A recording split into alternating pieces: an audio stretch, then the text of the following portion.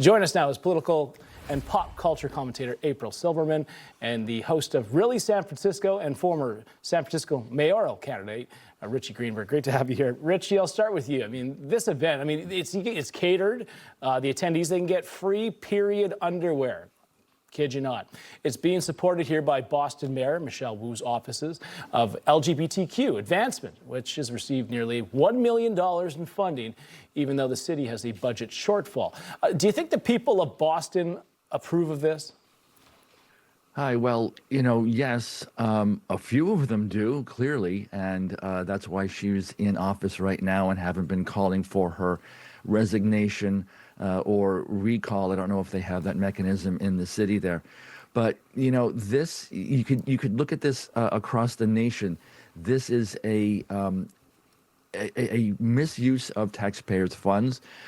In my opinion, if someone wants to do something behind closed doors in the privacy of their own home, and what this all means for them, what this means for their persona, okay, but not to have public accommodation, not to codify things like this, where we have to use our funds to do this. Yeah, it's crazy. I mean, this is what the money's going towards. April, several Democrat Congresswomen, they held a press conference demanding that employers pay women to stay home when they are menstruating. Watch. About 15% of women have period pain so debilitating that it disrupts worker school. Forcing a worker to choose between paying her rent or losing a day pay to recover from a grueling gynecological procedure is not a choice. It's an economic violence. All right, April, over to you on that. I don't understand. I'm still lost, having seen Michelle Wu putting the men back into menstruate when men can't even get their own periods. It's like crazy to me. But women for years never played victim. All the feminist movement was about us being just like men, and we can do the job better than them or the same as them. We had the same abilities, and we would go and get whatever we needed to get, and nobody needed to hear about it. It was a private matter. And the Democrats are just making a mockery and just taking private bathroom matters and making it into these spectacles like this, for example. Right. How much time off do you already need? Like, stop playing victim. It's ridiculous already. Yeah, but you get some Democrats, though, that they have a hard time even defining what a woman is. I mean, you got this Texas Senate candidate, James Tallarico's description of people impacted by the overturning of Roe v. Wade. Watch this.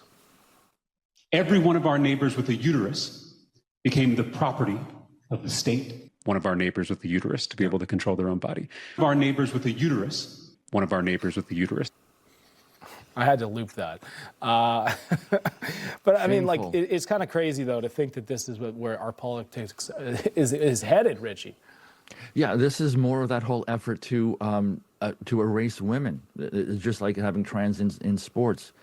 But I need also to mention that here in San Francisco, we already have what seems to be a turbocharged version of what you see in Boston. We have the Office of Transgender Initiatives, and I think this is the first in the country, and the only one in the country. So a significant amount of money, taxpayers' funds, millions, tens of millions of dollars, pours through the city coffers into nonprofit agencies and even a commission, a part of the government itself, for funding trans initiatives and for education, for forcing that the recognition of trans individuals is part of city policy, including housing, including homelessness services, and such. So this is something that's really not new to me, not new to us, but again, to use taxpayers' funds to do this, that's the problem.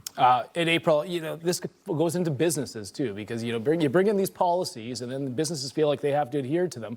This is a gym that I go to in New York, and there's literally, I want to show this picture.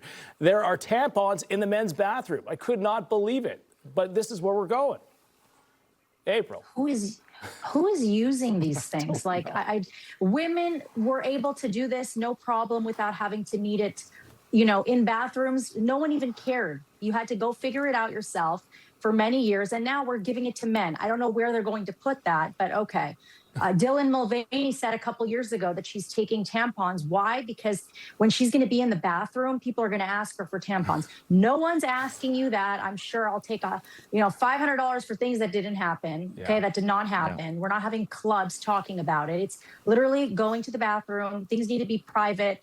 We don't need to be making these businesses are struggling enough as it is with all these regulations. Now we need to start, letting women, men, tomorrow it's going to be men and trans men taking time off for periods and abortions that they didn't have. So when does it end? If you cannot define what a woman is, then how are you talking about, a woman just being like a baby machine? Isn't that what the whole Handmaid's Tale was all about? That the Republicans thought that the women are just there to, give birth and that's it. They are literally a host and just a machine, and that's it. So they don't even know what's left, what's right. It's just a mess. Yeah, and you noticed in that picture that it's full of tampons. You know why? They didn't have to restock it because guys aren't using them. It's just mind-blowing to me.